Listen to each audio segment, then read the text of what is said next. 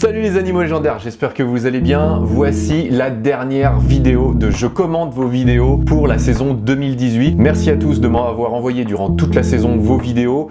Vous voyez, ça a pu faire naître justement cette rubrique au sein de DieWack Family, donc vraiment top, merci à tous. Je voulais aussi m'excuser parce que vous m'avez envoyé des vidéos à partir du mois d'août jusqu'à là maintenant et je voulais vraiment en faire une avant la fin de saison pour pouvoir vous aider une dernière fois à essayer de rentrer les tricks que vous souhaitez. Donc aujourd'hui, au sommaire de cette vidéo, 4 tricks, on va démarrer tout de suite. C'est parti!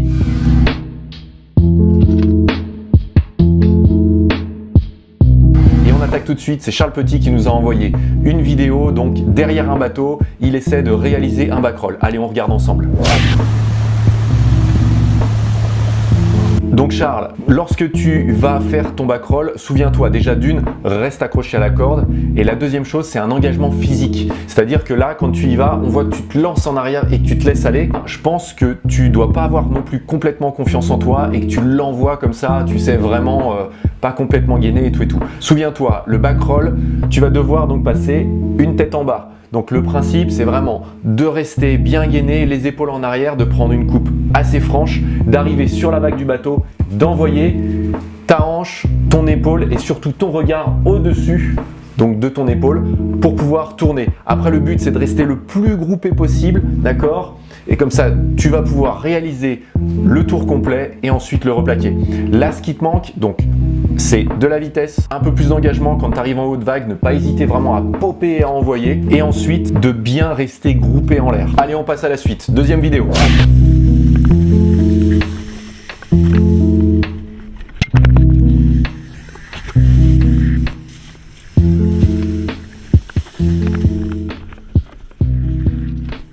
Olivier nous envoie sa vidéo pour pouvoir passer des modules de A à Z et je vous lis le message. Salut l'animal légendaire, ouais c'est moi. Donc au début de la vidéo, je prends un rainbow et je tombe toujours au milieu, je n'arrive pas à le passer et à la fin de la vidéo, je prends bien le tube, je le termine, mais j'aimerais des conseils pour le passer de façon ultra stable. Après, je sais pas si c'est possible ou si c'est normal qu'on soit jamais à 100% stable en le prenant parfaitement. Olivier, la stabilité sur les modules, ça va être 80% des tricks que tu vas pouvoir réaliser sur un module. Donc si il faudrait que tu sois à 100% stable, ce serait le mieux. J'avais tourné un tuto comment prendre un module de A à Z. Je t'encourage, je vais le mettre en description, puis il va sûrement s'afficher au-dessus de moi. Souviens-toi, si tu sors avant la fin du module, c'est que tu n'as pas assez de vitesse sur le module. Auquel cas, ce qu'il faut, c'est que tu prennes une coupe un peu plus tardive et que tu arrives un petit peu plus fort sur ton module. Donc voilà, j'espère que ça va t'aider. Mais normalement, si, tu devrais être à 100% stable sur tes modules.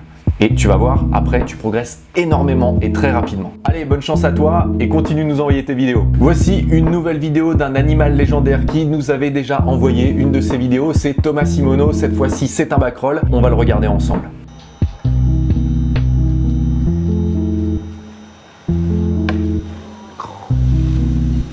Donc on remarque que dans la vidéo, une personne qui se trouve derrière la caméra fait un petit parce que je pense que Thomas n'a pas complètement réalisé son backroll et cette personne est déçue. Thomas, c'est déjà ce que tu fais, tu as énormément progressé en blocage par rapport à ce que tu nous avais envoyé avant, donc vraiment top. Maintenant, quelques petites astuces pour pouvoir réaliser ton backroll. On voit que tu atterris sur les fesses et que tu tires un peu sur les bras. Ça s'explique par deux choses.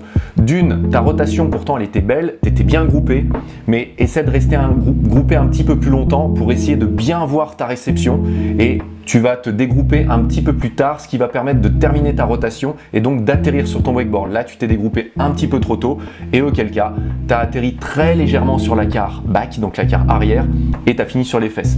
Malgré tout, je peux te dire, c'est déjà une très belle tentative parce que tu as une belle hauteur. Après, au niveau de ta coupe, pour moi, c'était bien.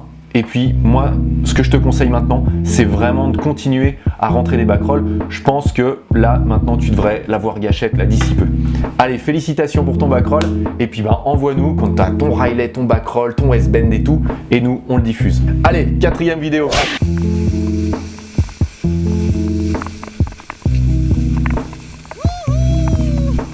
Xavier Dupuis qui nous envoie son Scarecrow, donc qui a été filmé en doublette.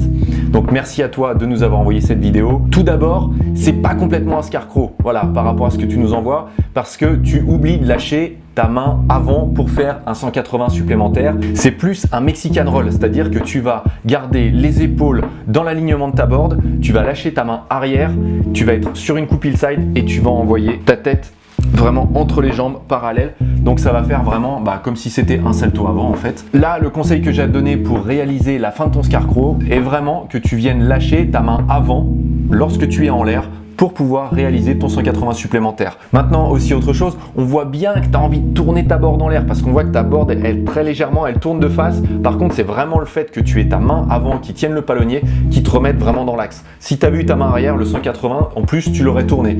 Donc voilà. Tous les conseils pour le Scarecrow, j'espère que tu vas essayer de le retenter avant la fermeture et n'hésite pas à nous renvoyer tes vidéos, qu'elles soient réussies ou non, et puis on les diffusera en fin d'année pour vous remercier tous de toutes les vidéos que vous nous avez envoyées. Voilà, j'espère que vous avez apprécié cette vidéo. Moi, la semaine prochaine, je serai à Hypnotix pour le camp de Dayuek Family pendant 2 semaines. Ouais, là-dessus, on a trop de chance. Vous serez en fin de saison, les TK vont commencer à fermer.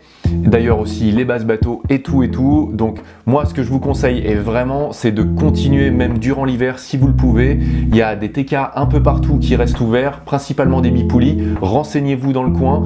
Aussi rejoignez-nous sur le groupe Facebook parce que je vais mettre plein d'informations sur le groupe pour les différents TK qui restent ouverts. Franchement, même durant l'hiver, même durant le mois de décembre, moi j'ai raidé jusqu'à à peu près mois de décembre et puis après janvier-février on fait une pause pour rattaquer au mois de mars. Moi je vous conseille au moins de faire une session dans l'hiver. C'est franchement cool, c'est un autre principe de ride. C'est sûr que vous n'allez pas chiller au bord de l'eau, par contre vous allez vous faire une bonne session, vous n'allez même pas avoir froid et puis juste après, en fait vous allez vous faire un bon chocolat chaud et ce sera top. Voilà, merci à tous de nous avoir suivis pendant cette saison, franchement top, je suis épaté de voir le nombre de personnes, de commentaires, de likes, etc. Merci à tous du fond du cœur.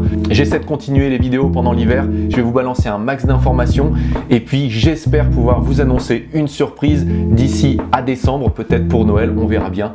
Et puis moi je vous dis merci à tous, à très bientôt. Allez, ciao les animaux légendaires!